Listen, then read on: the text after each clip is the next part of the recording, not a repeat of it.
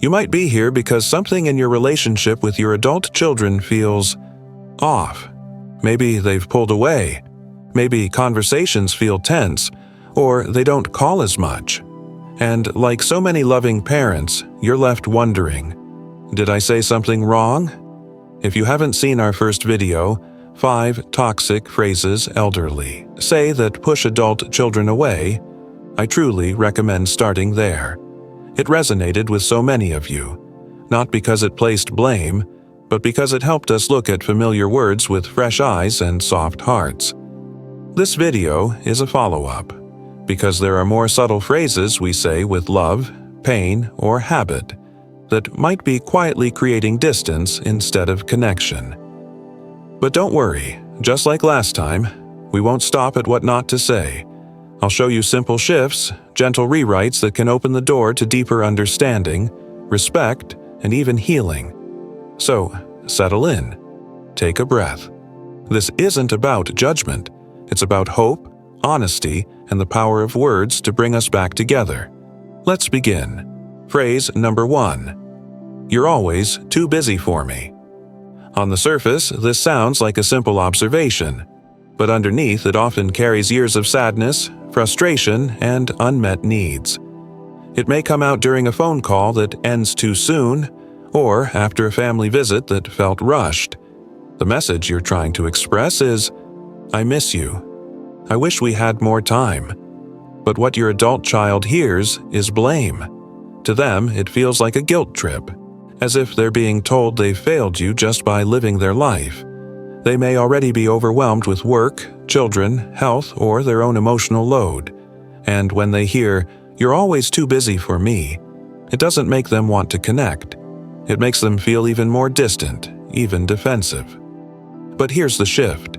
Instead of pointing out their busyness, try expressing your desire more openly and warmly. Say something like, "I love our time together. Even a short call means the world to me. Is there a time that works for you this week?" This small change does 2 things. It removes the guilt and adds an invitation. It shows love, not judgment. It respects their time while still making your needs clear. Because when we stop keeping score and start speaking from the heart, we don't just get more time, we get more closeness, and that's what really matters. Phrase number 2. I guess I'm just not important anymore. This phrase may come out quietly, almost like a sigh, but it lands like a stone. Often said in moments of feeling left out, overlooked, or forgotten, it's a cry for connection that's wrapped in sadness. But here's the problem. It doesn't invite comfort. It triggers guilt. To your adult children, this phrase can feel emotionally manipulative, even if that's not your intention. It paints them as neglectful and places the entire burden of the relationship on their shoulders. And instead of opening their heart, it can make them shut down or pull further away. But the feeling behind it is real.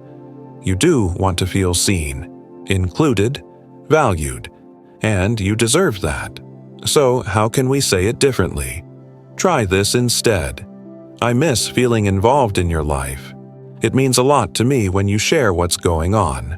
I'd love to stay more connected. Is there a way I can support that? This version takes the sadness and turns it into a bridge. You're not accusing them of forgetting you. You're inviting them to reconnect. You're not saying, I'm not important. You're saying, you're important to me, and I'd love to be part of your world. And that small shift, from blame to vulnerability, can change everything. Phrase number 3. You always take everything the wrong way. It usually comes out in the heat of the moment, after a disagreement or a misunderstood comment. Maybe you were trying to give advice, make a joke, or express concern, and your adult child got upset. So you say, you always take everything the wrong way. But here's the issue. This phrase doesn't resolve the tension. It dismisses their feelings. It tells them that their emotional reaction is the problem, not the words that caused it. Over time, that can make them feel unheard, invalidated, and even defensive. It becomes a pattern. They stop telling you how they feel, and you feel more and more misunderstood. So what can you say instead? Try. That wasn't my intention. I'm sorry it came across that way. Can we talk about how it made you feel? This approach does two powerful things. First, it shows humility. You're not doubling down, you're opening up. Second, it puts the focus on understanding, not defending. It says, your feelings matter and I want to hear them. And when someone feels heard, they're far more likely to stay in the conversation and in the relationship. Phrase number 4. You're too sensitive. It might seem like a throwaway line, something said when your child reacts more strongly than you expected. But this phrase can quietly damage trust. When you tell someone they're too sensitive, you're not just brushing off their emotions, you're invalidating them. It tells your child that their reaction is the problem, not the words or actions that triggered it. And over time, this can make them feel emotionally unsafe around you. They may stop opening up, fearing they'll be judged or dismissed. The relationship becomes quieter, not because there's peace, but because there's distance. But what if we flipped that moment? Instead of saying, you're too sensitive, try, I didn't realize that affected you so deeply. Can you help me understand why? This response does something powerful. It turns judgment into curiosity. It says, your emotions are valid. I might not understand them yet, but I'm willing to try. And that willingness opens a door to deeper connection. After all, every emotion, even the messy ones, is an invitation to get closer.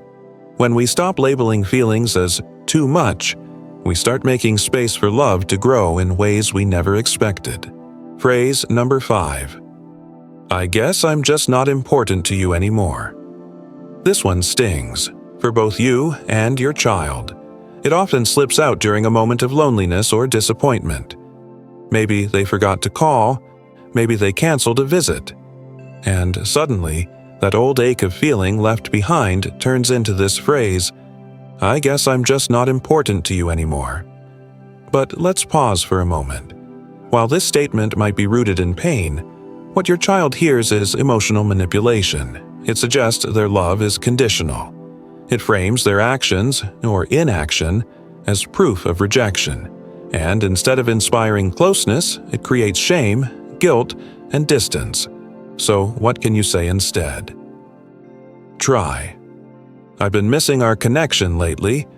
When you have time, I'd really love to catch up. This is honest, it's vulnerable, but it also gives your child space to respond out of love, not obligation. Because here's the truth, you are important, even if they don't always show it the way you wish, even if they're caught up in their own world. Expressing your need without blame invites them back, gently, with open arms. When love is offered without strings, it has room to grow. So, if any of these phrases have slipped out before, take heart.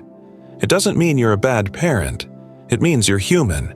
Relationships evolve, and the words we choose can shape them in powerful ways. The truth is, it's never too late to learn a softer way to speak, and a deeper way to connect.